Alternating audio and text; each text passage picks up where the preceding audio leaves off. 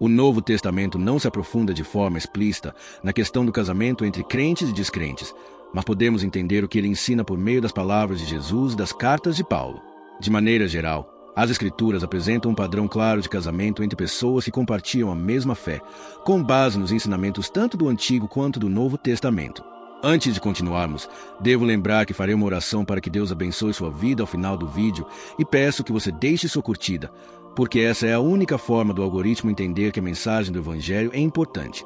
Mas se não puder ajudar, não precisa fazer nada. Agora, vamos à mensagem. Quando questionado sobre o divórcio e o adultério, Jesus, em Mateus e Marcos, remonta aos padrões estabelecidos no Antigo Testamento. Ele reafirma a santidade do casamento, mostrando que o plano divino é uma união inquebrável entre o homem e a mulher. Jesus não dá margem para a ideia de que alguém que não compartilha a fé cristã possa ser um cônjuge legítimo, já que a base do casamento cristão é a união com Cristo. Ao responder aos fariseus, ele reforça o modelo da criação, onde o casamento foi instituído por Deus para ser uma relação de cumplicidade, amor e comprometimento, refletindo a relação entre Cristo e a Igreja. Paulo, por sua vez, se mostrou mais explícito nas suas cartas, embora também não tenha abordado diretamente a questão do casamento com descrentes em termos de uma teologia formal.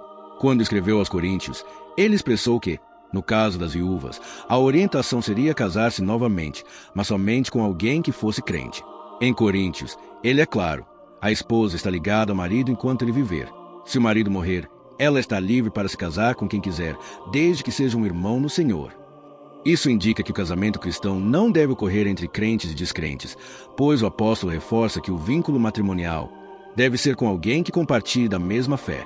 Além disso, Paulo deixa claro em sua carta que ele, pessoalmente, tem o direito de se casar, mas faz questão de enfatizar que a esposa ideal seria uma mulher crente.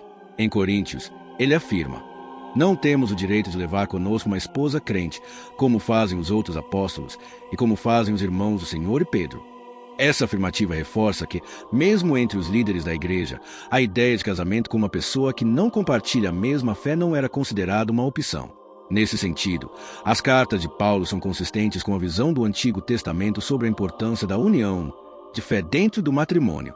A escolha de um cônjuge não pode ser vista como algo irrelevante no que diz respeito à fé cristã, pois o casamento não é apenas uma questão emocional ou prática, mas uma expressão espiritual de compromisso com Deus.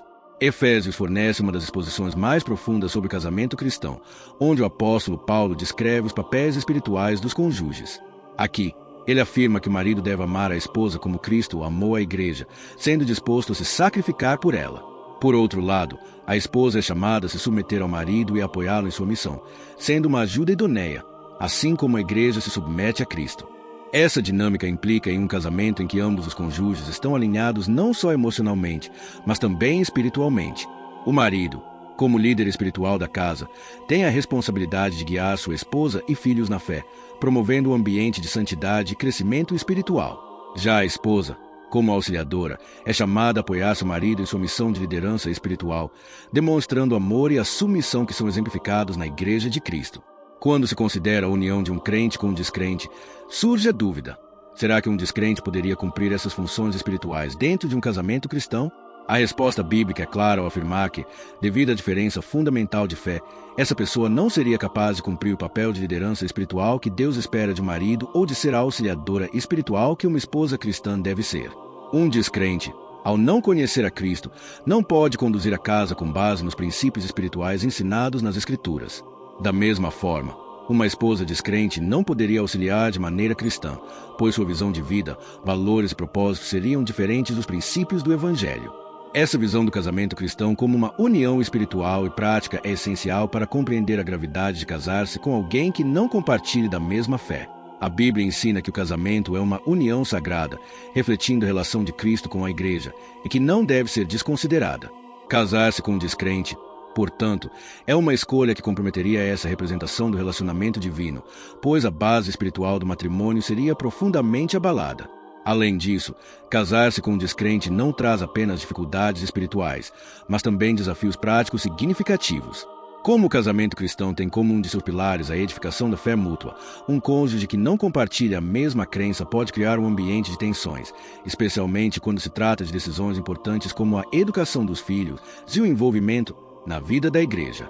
A criação de filhos se tornaria um campo de conflito, pois a criança seria educada em dois valores espirituais diferentes, sem unidade sobre a verdade do Evangelho. Em termos mais práticos, o cônjuge descrente pode não compartilhar do mesmo compromisso com a igreja, com a missão de evangelizar, com os ministérios de serviço ou com as doações financeiras para causas cristãs. Isso pode prejudicar seriamente o envolvimento do casal nas atividades espirituais e na obra de Deus, além de gerar conflitos sobre prioridades familiares e objetivos de vida. A Bíblia não deixa de enfatizar as implicações eternas das escolhas que fazemos em nossa vida, e o casamento não é exceção. Um casamento entre um crente e um descrente, um dos maiores desafios está na realidade de que, se ambos não compartilham a mesma fé, eles não passarão a eternidade juntos. O casamento, conforme ensinado nas Escrituras, é uma união sagrada que reflete a união de Cristo com a Igreja. Quando essa base espiritual é comprometida, o próprio propósito do casamento cristão se perde. O casamento cristão é uma preparação para a eternidade e, ao casar-se com um descrente, um crente pode se ver em um relacionamento que é, na verdade, temporário e limitado. A união no casamento terreno não será eterna e reflete a ideia de que o crente, ao casar-se com um descrente, estará escolhendo viver com alguém que, provavelmente, não passará a eternidade com Cristo. Essa realidade é aterradora, pois reflete uma separação eterna não só no aspecto espiritual, mas também em relação ao relacionamento que, dentro do plano de Deus, deveria ser eterno. Além disso, a Bíblia adverte claramente sobre a influência das más companhias. Em Coríntios, lemos que as más companhias corrompem o bom caráter. Casar-se com alguém que não compartilha a mesma fé é colocar-se em uma situação de constante tensão espiritual, onde as convicções e os princípios divinos podem ser minados. O descrente, mesmo que respeite sua fé no início, pode passar a zombar ou até a se opor à sua crença com o tempo, levando a um ambiente de desacordo constante. Em termos práticos, também há a questão da criação dos filhos, como mencionado anteriormente. Como educar uma criança em um lar onde os pais não estão unidos em sua fé? Como transmitir os valores espirituais de forma eficaz quando há uma divisão sobre a verdade da palavra de Deus? O cônjuge descrente pode até apoiar os filhos em algumas decisões, mas a falta de uma base cristã para essas escolhas certamente terá consequências duradouras na vida espiritual da criança. Por fim, para os crentes que desejam casar-se com um descrente, a orientação é clara. Isso é pecado e a pessoa deve se arrepender antes de seguir esse caminho. A ideia é que a igreja deve tratar com seriedade o compromisso de viver de acordo com a fé e que a união com alguém que não compartilha a mesma fé compromete a integridade desse compromisso. O conselho é procurar um cônjuge que realmente demonstre uma vida de fé genuína em Cristo, um irmão ou irmã que possa caminhar lado a lado na jornada espiritual. Para aqueles que já estão casados com um descrente, não a separação, mas sim o arrependimento pelo erro cometido e um esforço contínuo para viver de acordo com os princípios cristãos. O cônjuge crente deve lutar para manter o casamento saudável, orar por seu cônjuge e trabalhar para ganhar a pessoa para Cristo, sem desistir de viver de forma que honre a Deus, mesmo em meio às dificuldades. Finalmente, para os descrentes casados com crentes, o conselho é o de buscar pessoalmente a Cristo, reconhecer que a fé do cônjuge não pode substituir a própria fé e procurar uma relação direta com Jesus. A salvação não é algo que se transmite pela convivência, mas é uma decisão pessoal de fé e compromisso com Cristo. O casamento cristão é mais do que uma união emocional ou prática.